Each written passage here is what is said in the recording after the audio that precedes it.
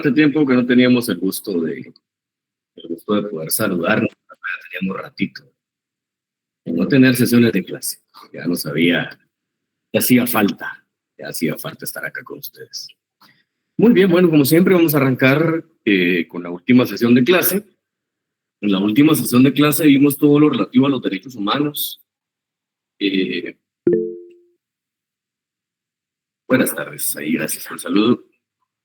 Que decíamos que, se lo estoy admitiendo a sus compañeros, ustedes ahí, que bueno, son un conjunto de derechos inalienables, garantías que va a tener el hombre o el individuo, basados en dignidad humana, que estos van a ser indispensables para alcanzar su subsistencia y el correcto desarrollo dentro de lo que es la sociedad. Veamos algunos aspectos filosóficos. Por ejemplo, ontológicamente tenemos que decir que las características esenciales del ser, la función esencial es que los derechos humanos tienen que permanecer por siempre. También vimos, desde un punto de vista teleológico, que los derechos humanos sean respetados y protegidos como una finalidad, ¿no? Desde el punto de vista de la axiología, vimos que se va a fundamentar en lo que es el valor. ¿Recuerdan cuánto hablamos del tema de los valores? Y cuando nosotros vemos que pretendemos alcanzar estos valores, lo que tenemos que buscar es la justicia como el aspecto esencial, fundamental para alcanzarlos. Punto de vista, ¿no?, de la etiología, se actualizó la aplicación, ustedes se la estoy viendo un poquito distinta, disculpen. Eh, la causa básica del por qué existe un derecho humano o los derechos humanos determina que es la dignidad humana, que de la dignidad humana vamos a tener que, o se van a desprender el resto de derechos, que es el valor esencial de los derechos. No podríamos nosotros decir que hay algo superior a la dignidad humana, ¿no?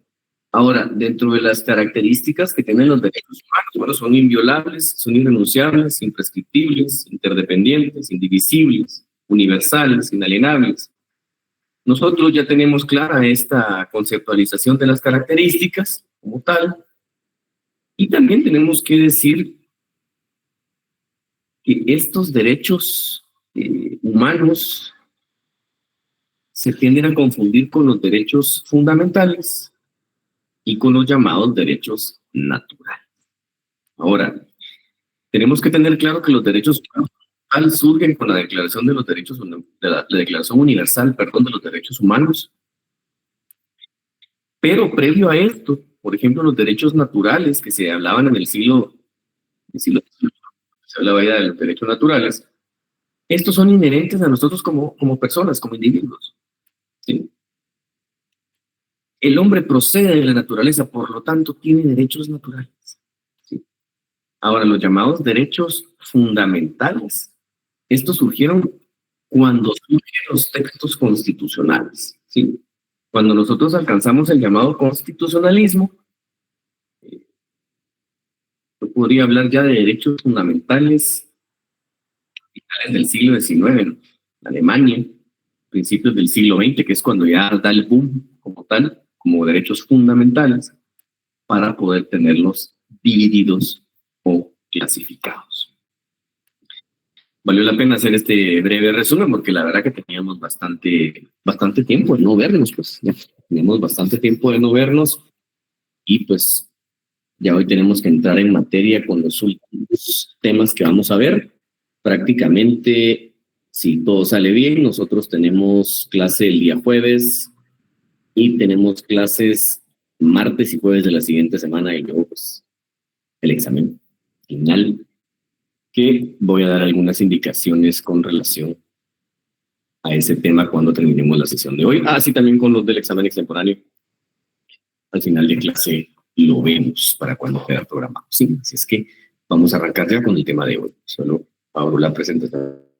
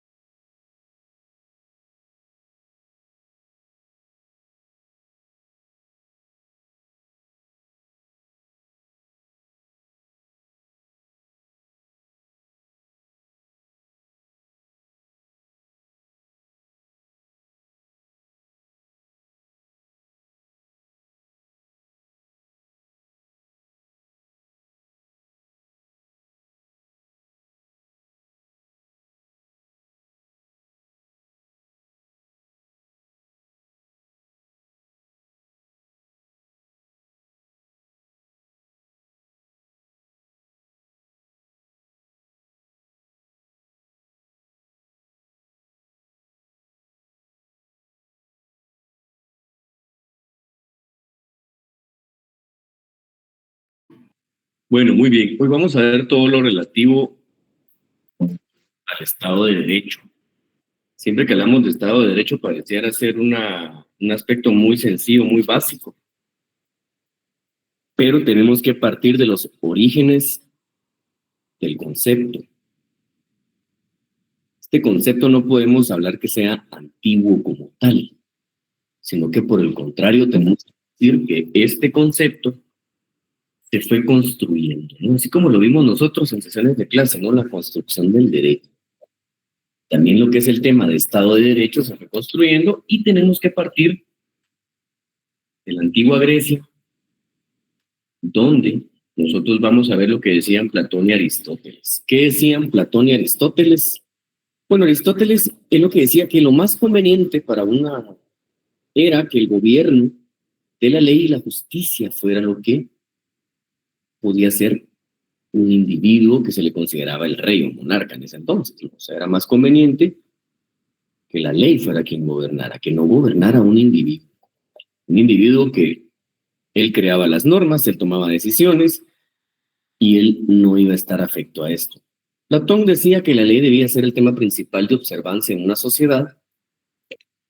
En la antigua Roma vamos a encontrar algunos conceptos, como lo son la ley positiva y la ley natural, pero únicamente hablábamos de los términos como tal, los conceptos de ley. No hablábamos de un Estado todavía, recordemos lo complejo y complicado que fue, por ejemplo, en Grecia, que eran varias ciudades-estado que conformaban a uno más grande, no eran uno solo, o no eran una sola, sino que existían varias ciudades consideradas Estado. También ya tenemos claro pues que este concepto de Estado vino evolucionando. Y para Roma, cuando hablábamos nosotros de la antigua Roma, tenemos que dividirla en la República y en el Imperio. Porque Roma surge como una república,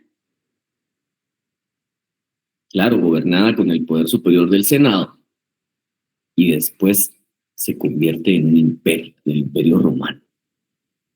Claro, ahí hubo una obvia separación de lo que era el ordenamiento o con el cual había surgido, y cuando digo ordenamiento no digo jurídico, sino que el orden que se consideraba como válido, y aún no encontramos nosotros el concepto de Estado de Derecho. Todavía en esos antecedentes históricos, si tuviéramos que citarlos, los más antiguos vamos a encontrarlos en lo que dijo Aristóteles con el gobierno de la ley y la justicia, y lo que decía Platón, que la ley debía ser el tema principal de observancia en la sociedad.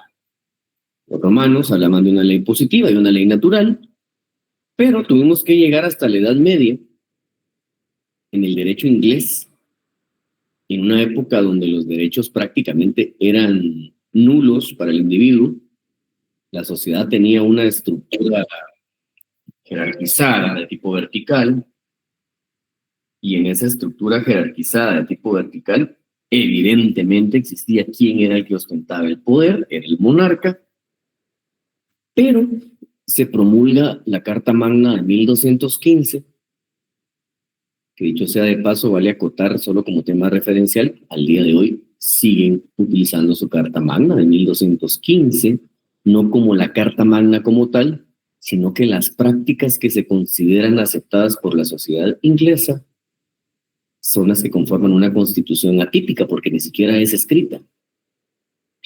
Pero en esta carta de 1200, esta Carta Magna de 1215, que obliga a un famoso rey conocido como Juan Sin Tierra a promulgarla, esta Carta Magna le viene a atar las manos al rey porque le va a señalar límites al ejercicio del poder y también protege derechos de un sector de la sociedad como era la nobleza. La nobleza lo que hace es, le voy a quitar ese poder absolutista que tiene el rey para yo garantizarme también derechos. Que ya no tenga ese poder absoluto, que yo también como parte de la nobleza lo voy a tener, y recalco el término que lo estamos haciendo, de la nobleza, porque era prácticamente quienes obligan al rey a otorgar esa carta. Seguimos avanzando y en la Edad Moderna surge la Ilustración. Es una época de la humanidad en la cual todos empiezan a reflexionar si ese orden que se considera válido por todos, en el que aceptan que debe existir un rey, que él tiene el poder, que él tiene la capacidad de decisión. Claro, ya hicimos también la referencia de que en el derecho inglés ya existían algunos límites, que no era tan absoluto el poder del rey. Pero en la Ilustración surgen ideas, como por ejemplo Montesquieu, quien lo que hace es diseñar un sistema político basado en otro sistema, que era el de los ingleses, el check and balance, en el cual separa el poder. ¿Qué es lo que dice Montesquieu? El poder debe estar dividido. Porque hay funciones que tiene que llevar a cabo el que ejerce el poder, y esas funciones solo las va a llevar a cabo de forma correcta o eficaz si este poder está dividido. Y él propone la idea de un ejecutivo, de un legislativo, de un judicial, basándose en las funciones que a su criterio son las que debe llevar a cabo quien ostente el poder. John Locke, después, él desarrolla el concepto de la ley natural y que esta ley natural debe ser la que limite el ejercicio del poder. No puede ser que un individuo no goce de derechos que son naturales, como lo es la libertad, la vida y la propiedad privada. Son derechos naturales del individuo, por lo tanto, esta ley natural es la que debería limitar al poder. Siempre, si ustedes se van dando cuenta, la misma línea en la antigua Grecia, pasando por Roma, la Carta Magna de 1215, siempre venimos con la misma idea central, que es limitar a quien ejerza el poder. Kant, por su parte, ustedes ya lo hemos visto también acá, con la ley de la moralidad o la ley moral, que venía en su segundo parcial esa pregunta. Nos tenemos que basar en dos aspectos: justicia e igualdad. Porque no existe otra forma en la cual podamos desarrollarnos como individuos dentro de un grupo social si no existe justicia y no somos todos iguales. Claro, esa igualdad entendida en lo que son los derechos. Pero hay dos eventos en la historia de la humanidad que no podemos obviar, que son un antes y un después en muchos aspectos sociales, políticos, jurídicos, como lo es primero la independencia de Estados Unidos de América, o de los Estados Unidos de América. Tal vez hay un pequeño error también, lo vamos a corregir. Y con lo que es la Revolución Francesa. Miren, aquí hay dos situaciones que son bien particulares, son bien peculiares, porque tanto la independencia de los Estados Unidos como la Revolución Francesa están atadas una con la otra de una manera muy peculiar, de una manera muy interesante, podríamos decirlo socialmente hablando. En el siglo XVIII, Francia era uno de los reinos europeos, era la monarquía más longeva de Europa, o uno de los más antiguos, y tenía un rival histórico como lo era Inglaterra. Inglaterra, ustedes recordarán, dentro de su estructura política, siendo un reino, tenía colonias. Y dentro de esas colonias estaban los Estados Unidos. Francia buscando debilitar, Francia buscando que Inglaterra perdiera el protagonismo a nivel europeo, financia para que exista la independencia de los Estados Unidos.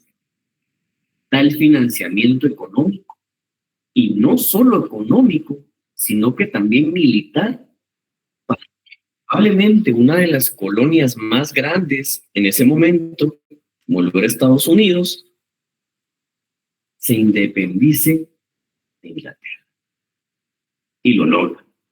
Estados Unidos logra su independencia y lo que hace Estados Unidos es otorgarse la primera constitución escrita de la historia de toda la humanidad. Y con esto, en un efecto dominó, surge el llamado constitucionalismo. Ese constitucionalismo, que es una tendencia política, que lo que busca es otorgarle una norma escrita, suprema, que no exista otra norma superior a ella, y que todo el ordenamiento jurídico se adecue a lo que establece la misma. Y lo que hace es garantizar derechos al ciudadano. Si nosotros nos ubicamos en este momento histórico y que posterior es la Revolución Francesa, en Francia, por haber financiado esta independencia de los Estados Unidos con el Reino, con Inglaterra, Francia pasa la peor crisis financiera de su historia. Los ciudadanos empiezan a cuestionar, no solamente estamos hablando de filósofos, estamos hablando del ciudadano más pobre, el individuo que en plena Revolución Francesa, su salario de un mes completo le alcanzaba para comprar el pan de un día para él y su familia. Empiezan a darse cuenta que no es necesario tener un rey, empiezan a darse cuenta de que hay derechos que tiene que tener el individuo. Estados Unidos, primero pues con su constitución escrita, y esa viene a ser la base de la Revolución Francesa tenga un nicho.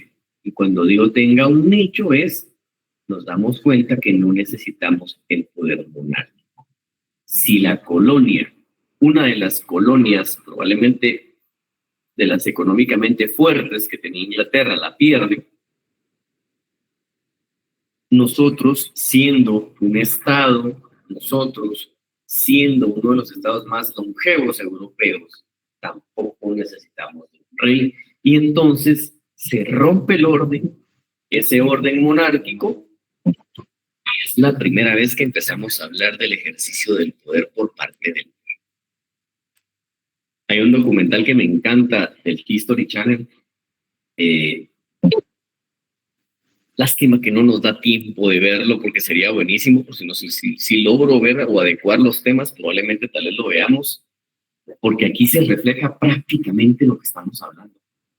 Vean, cuando surge esta Declaración de los Derechos del Hombre y del Ciudadano, por primera vez en Europa como tal, y eso fue un cisma político europeo, porque rompió un orden que no existía una posibilidad en la mente de nadie que se rompiera en ese entonces.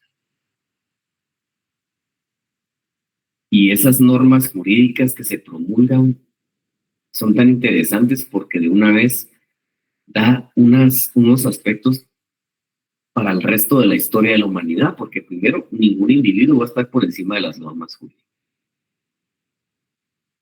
Por ejemplo, Robespierre, que fue uno de los principales líderes de la Revolución Francesa, cuando él se pone por encima de la ley, lo que se consigue es la decapitación. Nos damos cuenta entonces nosotros de que ya en ese hilo que traíamos desde los griegos, prácticamente hemos encontrado que el límite al ejercicio del poder es la clave para poder desarrollarnos como sociedad. Pero todavía no existe el Estado de Derecho. Todavía no lo tenemos desarrollado. Tenemos que irnos hasta la edad contemporánea. Miren, cuando llegamos a la edad contemporánea, En el siglo XIX, en Alemania, un jurista, un filósofo jurista, Robert von Moll, él se da cuenta que existen dos estados. Un estado de fuerza y un estado de derecho. En el estado de fuerza, esto es inherente a las monarquías absolutas. Acá el rey o monarca es quien dicta las normativas jurídicas y no está sometido a estas. El único que estaba sometido a esas seguía siendo el rey inglés por la Carta Magna de 1215. Pero Robert von Moll, él empieza a hablar de Estado de Derecho, porque no podemos hablar de Estado de fuerza si nosotros ya hemos roto, por ejemplo, en algunos lugares, no en todos, con las monarquías. Surge entonces la propuesta a lo que él denominó el Rechtsstaat, que es que por medio de la ley vamos a imponerle límites al que está ejerciendo el poder y le va a otorgar o reconocer los derechos al gobernado. Recordémonos siempre que en una idea general de libertad existen dos que van a confluir: gobernantes y gobernados. Entonces, cuando vemos nosotros en ese tema de la libertad de gobernantes y gobernados, en el Estado de Derecho, el gobernante tiene límites, porque ya le hemos quitado el estado de fuerza, ese totalitarismo que tiene el Estado a través de su poder, en el cual va a ejercer la presión por sobre cualquier individuo, por sobre cualquier grupo político que no sea de la misma línea de que está ejerciendo. Cuando digo de la misma línea, me refiero a las ideologías. Esas famosas ideologías que hemos visto evolucionar. Vale la pena decir, el término izquierdas y derechas surge en la Revolución Francesa. Increíble, ¿verdad? Porque se sentaron de un lado izquierdo los que tenían unas ideas y del lado derecho los que tenían otras ideas. Es que surgió la izquierda y la derecha, que en ese entonces eran los girondinos y los jacobinos. Entonces, en esta nueva idea que nos pone Robert von Moll es, bueno, le vamos a tener que poner límite al gobernante. No podemos nosotros hablar de que existe estado de fuerza porque ya le reconocimos nosotros derechos a un individuo y aparte ya le pusimos límites al ejercicio del poder. Ya en las definiciones que podemos encontrar nosotros de lo que es Estado de Derecho, no ahondaré en muchas porque es exagerada la cantidad de bibliografía que vamos a encontrar. Pero, por ejemplo, Hans Kelsen nos dice que el Estado de Derecho es un orden jurídico que cuenta con unidad y validez en un territorio determinado que regula la conducta humana. Recordemos que Hans Kelsen, una idea muy positivista, para él, el derecho es el Estado y el Estado es el derecho. Por eso es que Hans Kelsen profundizó a lo largo de toda su vida el estudio de las normas jurídicas, porque él insistía en de que una norma jurídica que tiene unidad y validez en un territorio es a la cual le vamos a tener que nosotros, o nos vamos a tener que dirigir, o por la cual nos van a dirigir, porque él nunca entró en conceptualizaciones más amplias, sino que lo que hizo fue el estudio puro de las normas. Él, en sus propuestas de normativas jurídicas, es que él nace la estructurización del derecho, porque ya para este entonces ya veníamos con las ideas del constitucionalismo, que ya se habían materializado en varios ordenamientos jurídicos, prácticamente era inconcebible imaginar un Estado sin una constitución, que pareciera un poco complejo en su momento que un Estado se sometiera a una norma jurídica y que de esta se van a desprender todas las demás normas, pero ya para el momento en el cual Hans Kelsen hace su análisis sobre lo que es la normativa jurídica, la teoría pura del derecho, y empieza a analizar estas normas, él lo que nos dice que Estado de Derecho es un conjunto de normas que van a tener unidad. Cuando decimos unidad es que solo hay un ordenamiento jurídico. No se puede concebir en la idea positivista la coexistencia de dos normas que colisionan. ¿Por qué? Porque entonces estaríamos rompiendo el Estado de Derecho. Estaríamos yendo en contra.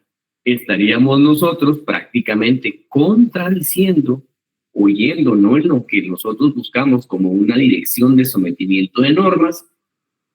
Por lo tanto, sobre un territorio determinado solo puede existir un ordenamiento jurídico, el cual va a estar obviamente sometido a una norma superior.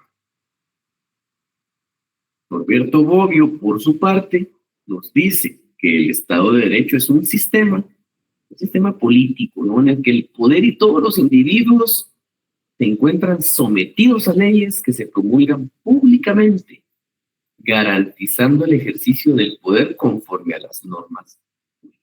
Aquí tenemos que ver varios aspectos muy importantes. El primero de ellos es el que él nos dice que esto es un sistema. ¿Sí?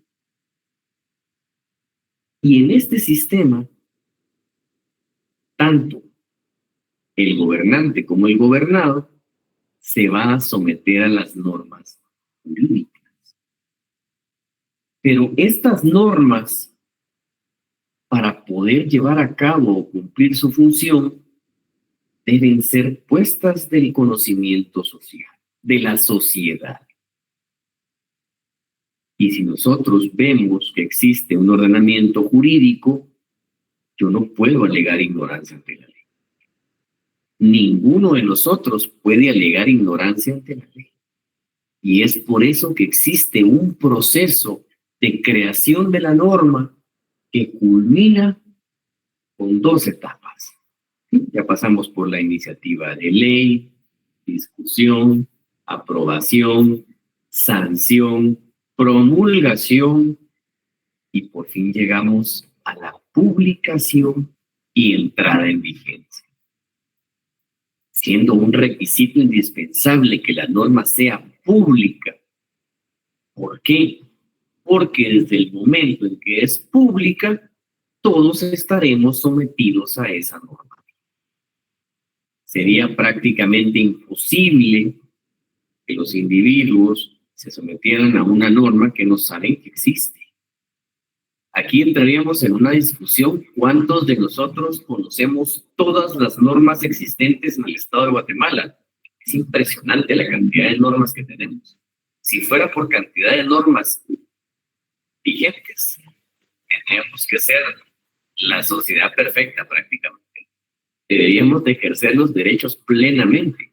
El punto es de que si yo pretendo someter a ciertos o a todos los individuos que les aplique una norma, debo de hacerla. No me gustan mucho las ideas marxistas, tengo que ser muy claro y muy enfático, no comulgo con sus ideas, tampoco pienso en decir que no vale la pena el análisis. Pero sí debemos considerar algo que dijo Marx del Estado de Derecho. O sea que para Marx, el Estado de Derecho era el instrumento de la clase dominante para perpetuar su dominio, que pensaba lo mismo sobre el derecho. Pues prácticamente lo que está diciendo es: vamos a utilizar las normas jurídicas para perpetuarme yo con los beneficios, con el tipo de vida que llevo, con el ejercicio del poder a través de estas normas. aunque no comulgo con las ideas de Marx, sí hay un aspecto que vale la pena poder analizar. No tanto de lo que es el Estado de Derecho como tal, sino de la utilización de cierta normativa por determinado grupo social.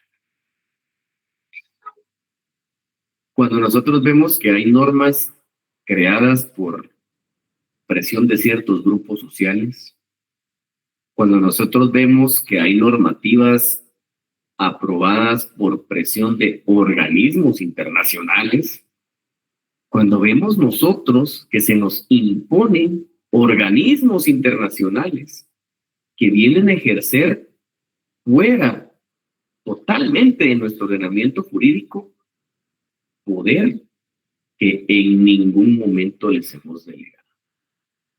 Entonces sí tenía razón Marx en ciertos aspectos, porque estas normas jurídicas mal utilizadas o los conceptos de Estado de Derecho mal utilizados para poder imponer lo que yo quiero que en determinado territorio se ejerza, pues entonces Marx no estaba tan perdido. Claro, con su resto de ideas no estoy tan de acuerdo, pero si nosotros vemos la historia reciente de nuestro Estado, nos vamos a dar cuenta que sí existen ciertas situaciones o que sí existen ciertos aspectos que nos van a perjudicar o que no van a beneficiar. Vamos a ver, se quedó en la diapositiva 2 o 3, dicen algunos. Sí, no pasó su diapositiva. Vamos a ver también. Ustedes se quedaron en edad contemporánea. En la 3. Donde dice edad contemporánea, ahí se quedaron ustedes. Sí. Ok. Esa es la que tienen en pantalla ahorita. Definiciones de Estado de Derecho. Bueno, entonces estamos bien porque estábamos analizando la de Marx. Sí, es que ahorita cambió. Esa es la 4. Ahorita la cambié, pues había regresado a la 3 y ahorita puse la 4. Entonces, en pantalla ahorita tienen que tener definiciones de Estado de Derecho y pues son las que les estoy explicando, ¿verdad? Como les decía, entonces Marx no andaba tan perdido, porque veamos nuestra realidad jurídica, no política, jurídica, jurídicamente hablando. Si nosotros vemos que tenemos normativa que promueve la investigación en materia penal, por ejemplo, y dentro de esa normativa que establece todo lo relativo a la materia penal, en ningún estado del mundo conciben la idea que exista un órgano que no esté sujeto a los límites del poder. Pero como somos tan innovadores, le dimos vida a la CICIG. No voy a hablar yo bien ni mal, pero si nos damos cuenta que permitimos, filosóficamente hablando, si permitimos de que exista alguien fuera de los límites del ejercicio del poder, que va a tener un poder ilimitado, infinito, es un peligro muy grande. Pareciera que no nos dimos cuenta de todo lo que pasó la humanidad hablando de limitar el ejercicio del poder. ¿Por qué digo esto? Porque tenían la facultad de meter preso a quien se les diera. Y ya nos dimos cuenta también que eso solo pasó en la época de las monarquías. Eso solo pasó en aquellos momentos en los cuales teníamos un gobierno de tipo absolutista, en las cuales no había un respeto a la normativa vigente, en el cual las garantías fundamentales iban a ser violentadas, en el cual los derechos humanos iban a ser violentados. Por eso les digo que no estaba tan perdido Marx, solo que él hablaba de la clase dominante hablándolo en términos económicos. Pero no siempre la clase dominante, viéndolo en ejemplos actuales, va a ser el poder económico. es más peligroso cuando es un poder político la clase dominante. No le podemos dar las llaves del carro y entregarle las llaves de la casa a otra persona para que sea él el que la dirija, el que conduzca el vehículo. No lo podemos hacer, no lo hacemos. Yo no presto mi carro, ninguno de mis carros yo lo presto, pueden ser muy viejos o lo que sea, pero yo no los voy a prestar. Puedo ser el ordenamiento jurídico probablemente más complejo del mundo, pero para eso existen estas teorías que hemos venido a analizar. Y haber permitido esa figura de poder ilimitado en un ordenamiento jurídico tan débil, y cuando digo ordenamiento jurídico débil, es que se van a obviar todas las garantías fundamentales del individuo en aras de que la clase que ejerce el poder tome el control de ciertas y determinadas acciones. Lamentablemente el término izquierda y derecha se perdió, se diluyó, porque las concepciones de ambas eran muy buenas, políticamente hablando y filosóficamente hablando, y ya prácticamente ya no hablamos de izquierdas y derechas modernamente. Lo que pasó es que los que eran de izquierda tomaron una postura en las corrientes modernas, como lo es la corriente globalista, y quienes eran la derecha tradicional tomaron la postura de una concepción nacionalista. Que ahora esos son los dos grandes retos de la humanidad. No sé si todavía nosotros podamos ver ese cambio que pretende un grupo a nivel mundial. ¿Sí? El globalismo lo que pretende ya es prácticamente una moneda para todos. No hay necesidad que cada estado tenga su moneda. No hay necesidad que cada estado se dirija de la forma que lo pretende hacer. Para eso lo podemos hacer nosotros a nivel mundial. Cosa que les digo, tendría a romper, así como pasó, así como lo estamos viendo ahorita, se veía en la Revolución Francesa. Es un tema muy delicado muchas veces. A veces no nos gusta meternos a esos temas, pero creo que son propios de poder analizar, porque son los momentos cruciales de la humanidad, que está viviendo la humanidad en este momento, para definir si se sube a ese barco globalista o por el contrario, cada estado determina, bueno, no me puedo subir a un mismo orden mundial. No puedo. No puedo quedar condicionado a la clase dominante a nivel mundial. Por eso les digo, no comulgo con las ideas de Marx, pero las ideas que son buenas a mi criterio, pues por supuesto, para algunos pueden ser que no, pero las ideas de él que fueron buenas, las tenemos que analizar, por supuesto. Bueno, para el año 2015, cuando todavía tenía un poco de credibilidad las Naciones Unidas, emitieron esta definición de lo que es el Estado de Derecho. Modernamente para las Naciones Unidas el Estado de Derecho, increíblemente digo esto porque ellos lo decían esto en el 2015, cuando vemos que apoyan una teoría globalista actualmente, el Estado de Derecho es una condición en donde todos los ciudadanos, incluidos los gobernantes y las instituciones, deben seguir la ley. Esto requiere la separación de poderes, la igualdad ante la ley, un sistema equitativo de justicia y la seguridad general de los ciudadanos. Claro, ya le agregan más, pero tenemos que partir de que todas estas ideas de Estado de Derecho previas al año 2015, pues son del siglo XX, inicios del siglo XX, cuando todos veían, y lo seguíamos viendo nosotros, en pleno siglo XX, que el orden dentro de un Estado dependía del Estado de Derecho. En este World Justice Project del año 2015, en el cual las Naciones Unidas dio esta definición, también pues dan los principios que deben regir al Estado de Derecho. ¿Cuáles son los principios de un Estado de Derecho? Primero, que el gobierno y sus funcionarios, así como individuos y entidades privadas, están restringidos por la ley. Segundo, las leyes son claras, públicas, estables y justas. Son aplicadas equitativamente y protegen los derechos fundamentales, incluyendo la seguridad de los individuos y la propiedad. Tercero, o tres, el proceso por el cual la ley es promulgada, administrada y aplicada es accesible de manera justa y eficiente. 4.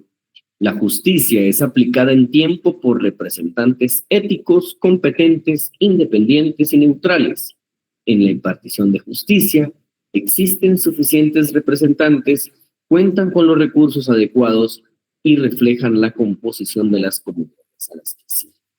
Vamos a analizar uno por uno de estos cuatro. La idea central que surgía desde la antigua Grecia es que tanto el gobierno, todos van a estar, aquí dice restringidos, ¿no? Limitados, podríamos decir, a la ley. Creo que aquí no hay mucho que podamos nosotros apuntar más allá, que estamos hablando de límites. En el segundo, que me parece bastante importante, lo que dicen es que una ley tiene que ser primero clara. No puede dejar lugar a dudas.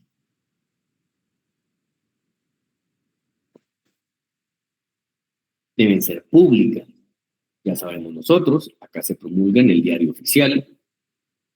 Estables, estamos hablando de que va a dar un tiempo de permanencia, que no las vamos a estar modificando cada cierto tiempo para irlas adecuando. Cosa que ya nos dimos cuenta pasa mucho en nuestro ordenamiento jurídico. Tenemos normas a veces muy antiguas, pero que han venido siendo modificadas porque se tienen que ajustar a las realidades actuales, pero estamos claros de que la estabilidad de un ordenamiento jurídico es base o clave para vivir en un estado de derecho. No podemos venir a cambiar las condiciones a conveniencia. Quiero hacer un apunte sobre esto, que me parece importante, pues no critico a nadie, no estoy a favor de nadie, pero cuando se hace la modificación a la ley orgánica del Ministerio Público, quitándole la facultad al presidente de la República, para que él no pueda destituir a la fiscal general. Prácticamente para muchos eso fue haberse disparado en el pie. Y lo estamos viendo el día de hoy. Porque si a mí ya no me conviene esta norma, ahora quiero que ya no esté. Cuando yo manifesté, cuando yo salí a las calles, dirían muchos, cuando muchas personas estuvieron de una forma espontánea, otros buscando sus intereses, vemos a lo que decía Marx, perpetuarse. Estaban buscando quitarle facultades al presidente de la República y se las quitaron. Tiempo después se dan cuenta que fue un error. Fue un error, fue un horror haberlo hecho. ¿Por qué digo esto? Porque no podemos estar quitándole esa estabilidad que las mismas Naciones Unidas están diciendo que debe tener un ordenamiento político. No podemos ir adecuando las normas a mis intereses cuando ejerzo el poder. No lo puedo hacer. Porque eso está vulnerando el Estado de Derecho. Cuando hablamos también acá de la equitatividad, que es lo que nosotros concebimos constitucionalmente también, como lo es la igualdad, ¿no? Situaciones iguales, tratadas como iguales, desiguales como desiguales. También tenemos que hablar de la seguridad de los individuos y la propiedad. ¿Cuántas personas en Guatemala, estas dos últimas, seguridad y propiedad, son vulneradas día con día? Es imposible hablar de Estado de Derecho mientras estas dos sean vulneradas de forma permanente y sin una respuesta del Estado. No puede ser que yo sea propietario de un bien inmueble y no lo pueda utilizar porque está invadido. No se puede. No se puede concebir eso. No puede ser que a una persona la saquen de una propiedad indistintamente si él la heredó, la compró, como haya sido, solo porque otras personas no han tenido esa posibilidad. Y cuando hablamos de la seguridad, esa seguridad jurídica, cuando nosotros hablamos de la seguridad jurídica, es esa confianza que yo siento para con mi ordenamiento. Cuando hablamos también, yo creo que en el número 3, con relación en el cual el proceso de la ley sea promulgada, pues ya sabemos, la promulgación de una ley, esa etapa que a veces cuesta explicar cuando uno es estudiante. La promulgación es la orden de publicación que hace el presidente de la República, en el caso de Guatemala, de una norma jurídica. Cuando dice administrada, no estoy de acuerdo porque la justicia no se administra, la justicia se imparte, pero bueno. Está bien, ¿verdad? Es un tema que vamos a entrar en una discusión, que prácticamente ya el debate ya sobre esta discusión, si se administra justicia o se imparte justicia, ya fue ganado prácticamente con mucha ventaja la impartición de justicia. Ahora, la aplicación tiene que ser accesible, por supuesto. No le puedo yo decir a una persona, o no podría yo, dentro de un Estado de Derecho, casi que ponerle imposible a un individuo acceder a la justicia. No puedo.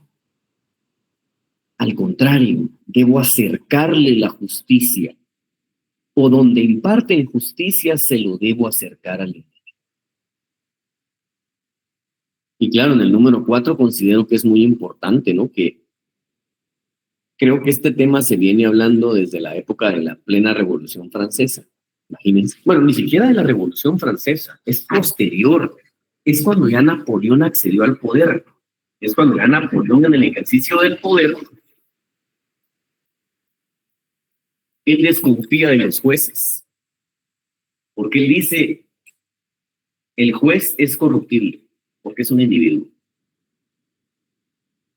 Entonces yo no puedo quedar atado a lo que una persona, o sea, él concibiendo que el individuo es corrupto o es corruptible,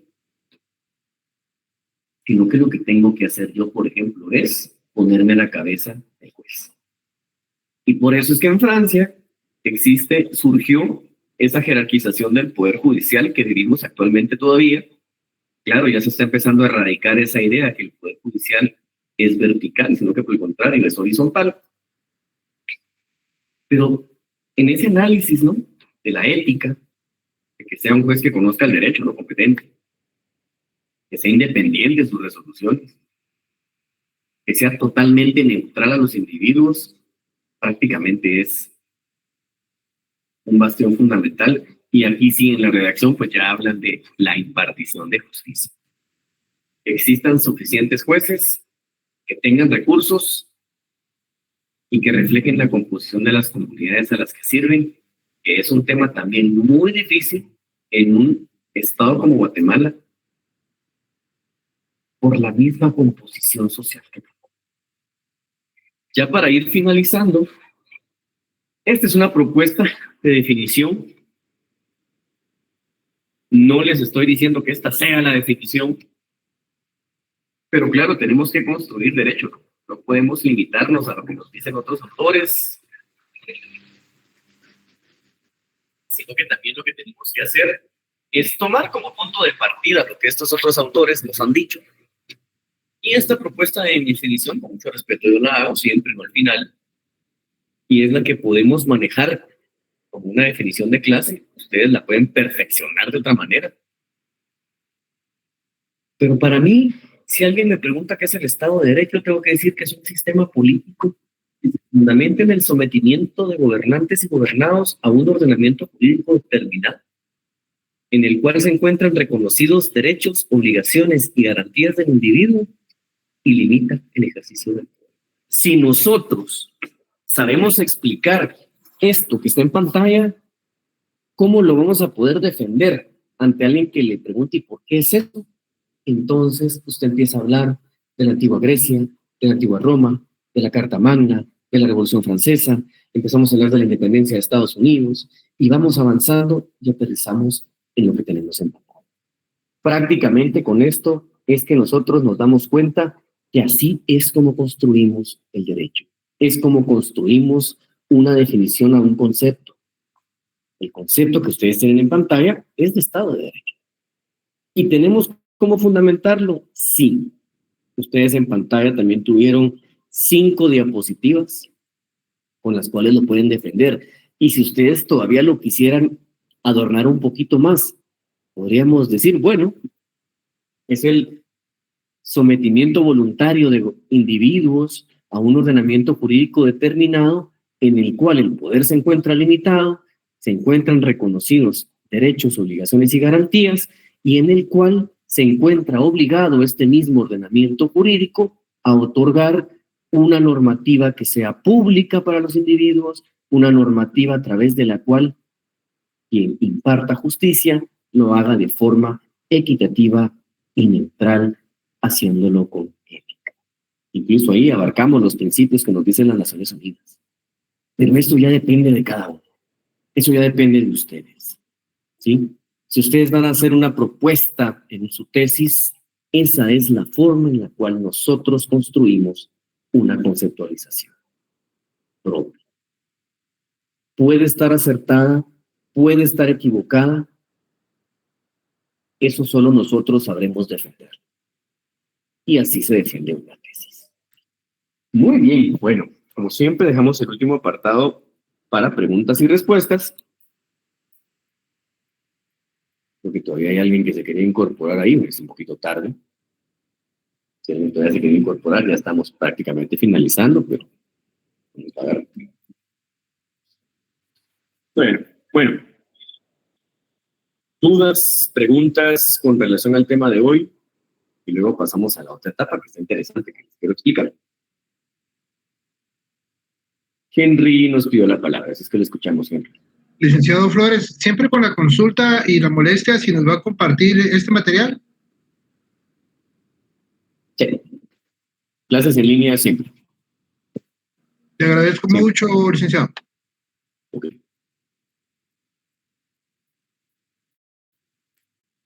No sé si alguien más tiene alguna duda o pregunta de la clase de hoy. ¿No? Bueno, qué bueno. Me encanta, porque así el examen es más fácil, ¿verdad? Así el examen es más sencillo.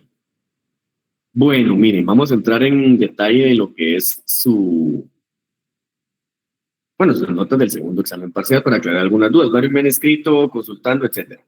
Vamos a ir aterrizando en todas esas porque no me gusta explicar individualmente porque después se convierte esto en a mí me dijo una cosa o lo interpreté de esta forma. Aquí estamos públicamente en clase y es la forma correcta de hacerlo, pues con todos. ¿Por qué a algunos les aparece una nota distinta con el trabajo? Bueno, si presentaron justificación previa y yo no consideré eso, yo les voy a actualizar su nota, ¿sí? No tengan pena.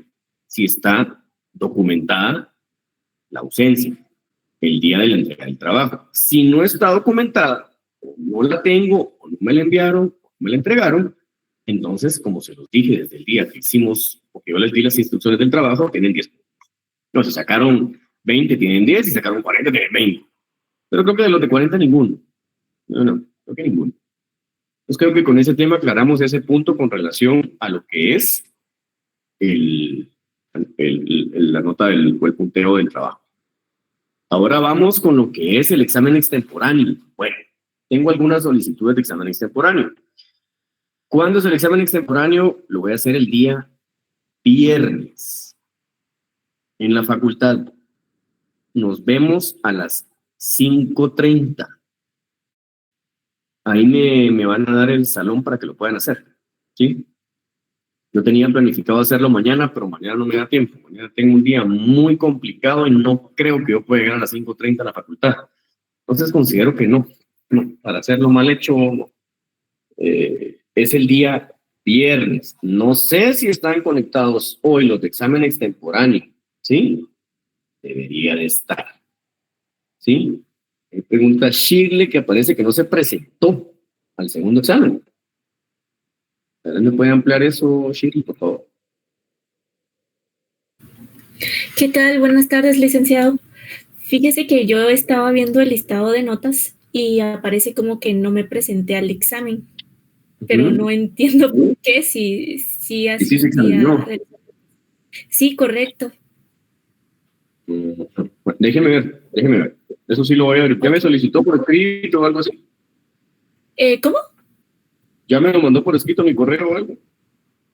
No, todavía no, porque estaba esperando a recibir la clase y comentárselo acá, porque no sabía si le podía escribir a su número personal o si había algún correo al que podía escribirle, pero como usted nos dio un correo solo para los que necesitan examen. Bueno, ese es mi correo para cualquier duda. Ese es mi correo para cualquier duda. Bueno, Sí, a WhatsApp no le iba a contestar. Ahí creo que con eso le contesto a me lo Dulce. imaginé. Creo que con eso a Ok. Dulce también ya le contesté la duda, ¿no? Por WhatsApp no contesto individualmente esas cosas. Sí, me lo imaginé, por eso esperé la clase. Ok, está bien. Mándame correo ahorita, yo verifico qué pasó, ¿sí? Y si yo se la corrijo de una Ok. vez, hoy se la corrijo, porque está en la oficina, se lo puedo corregir. Muy bien. Y de una vez iría mi nota también del trabajo, ¿verdad? ¿Perdón? También iría incluida la nota de mi trabajo ¿Sí se presentó? en grupo. ¿Sí se presentó ese día a clase, a la clase? ¿El día del Sí, trabajo? correcto.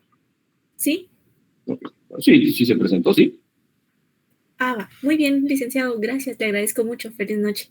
Muy bien. Bueno, luego Jimmy, nos juntamos en coordinación, ¿sí? Nos juntamos ahí en coordinación para decirles qué salón me van a dar.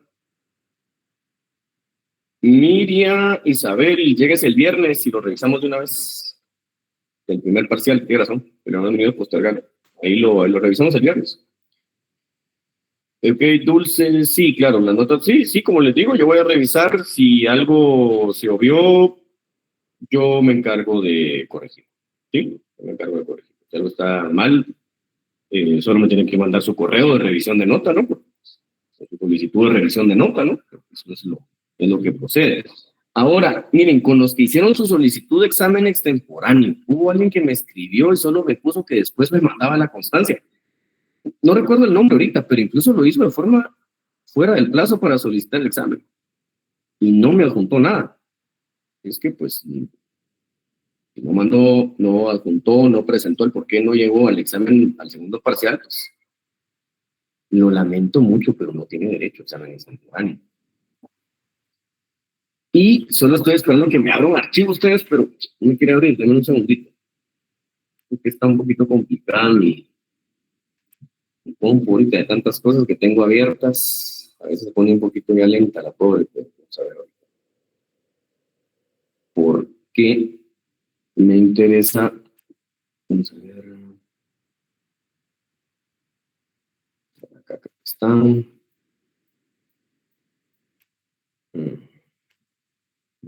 Espérenme un segundito, sí, creo que este no era el archivo que quería. Espérenme un segundito. No se vayan todavía, ¿vieron? Por favor. No se vayan todavía porque les conviene a muchos. Les conviene a muchos, permítanme.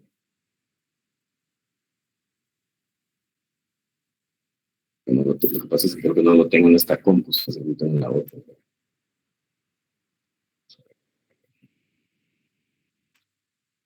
Entonces, ahorita lo hacemos.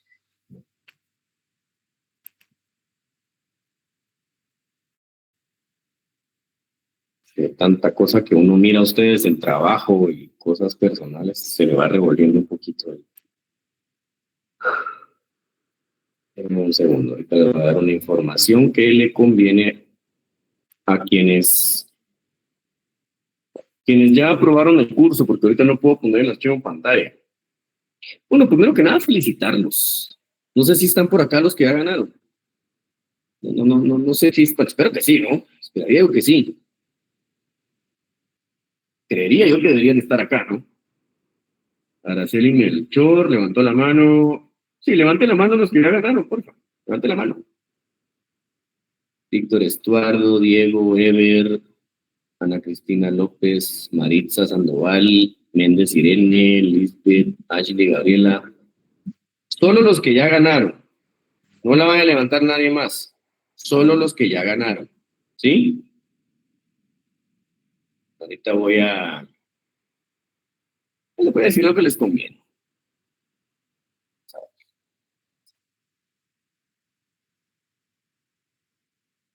Muy bien, muy bien. Bueno.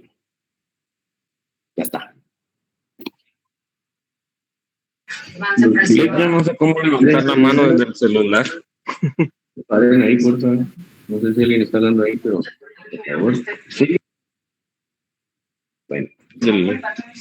Por favor, Álvaro Vinicio, por favor. Bueno. Entonces, estamos en los que tienen levantada la mano ahorita, son los que ya ganaron. ¿Sí? No se ha conectado nadie más o la ha levantado alguien más. ¿Sí? Déjeme ver, pues. Francisco, Leonel, Nancy, Katie, Ashley, Lisbeth. Les digo el nombre así para que sea más rápido. Irene, Maritza, Ana, Cristina, Ever, Diego, Víctor, Araceli y Damas. Bueno, miren, como al final de cuentas una nota no refleja lo que uno puede. Álvaro Vinicio Toledo dice que no sabe cómo levantar la mano en el teléfono. Álvaro. Ok, no tenga pena, Álvaro, ahí estamos. Yo lo voy a documentar aquí ahorita. No se preocupe. Lo vamos a documentar ahorita. Ya lo vimos ahí, Álvaro. Perfecto. Muy bien. Bueno, por ahí Andrea Madaí levantó la mano, pero no sé si ganó Andrea, ¿sí? ¿O no? Buenas tardes, licenciado. Sí, ya la tengo ganada. Ya la tiene ganada también. Perfecto. Bueno, con ustedes está fácil que tengan 30 puntos en el examen final. Miren, el esfuerzo hay que recompensarlo. Para mí hubiera sido un gusto que fueran 100, 150 que ya la tuvieran ganada y sería lo mismo. Solo tienen que cumplir con el resto de la asistencia a todas las clases que nos faltan. ¿Sí? Por eso les dije que iba a documentar quiénes son. Puede ser alguno que le haya ganado que no está hoy. O no sé. Pero bueno, para ustedes, para que tengan 30 en su examen final, o sea, les estoy diciendo que los estoy exonerando de su examen final y van a tener 30 puntos si cumplen con la asistencia de las clases que nos faltan, que es la del jueves, la del martes y la del jueves. ¿Sí? Quiero compensar el esfuerzo. Una nota no refleja lo que sabemos. Toda la vida lo he dicho. Toda la vida lo he dicho de esa manera, ¿no? Hay que recompensar el esfuerzo. Desde el inicio, las condiciones yo las puse para que lo pudieran hacer. Vamos a ver, ahí están consultando algunos. Bueno, ya estamos con los que ya ganaron. Uy, estamos casi sobre el tiempo. Dice Diego, y para los que no, bueno, tendrá que estudiar y ir por sus 30 puntos. Los que nos falta un punto, bueno, Olivia no sé si se tiene 60. Le faltó un empujoncito para tener la clase ya ganada. Lex dura lex. Lex previa, lex estricta, lex certa. Lex dura lex, diciendo como es. La ley anterior, la ley es estricta, la ley es cierta, ¿no? Pero bueno, ahí está. A Olivia dice que tiene 30. Bueno, pero no sé si pidió revisión. Si pidió revisión, miramos por qué tiene 30. A lo mejor le falta un puntito para tener 31. María Fernanda, ¿le falta un punto para qué, María Fernanda? ¿Para tener zona mínima de 31 o para tener 61?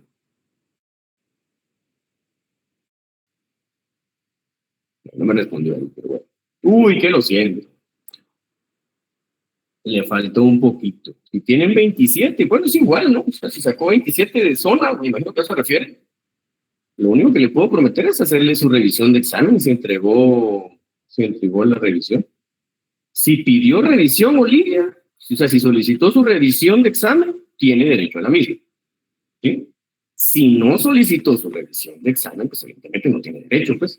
Para eso hay un plazo, tiene 3 días para solicitar la revisión después de publicadas. ¿Sí? Muy bien, bueno, entonces, aclarado el tema, ¿no? Quien pues se quedó sin zona mínima, pues yo no dejo trabajos extras, no doy puntos extras.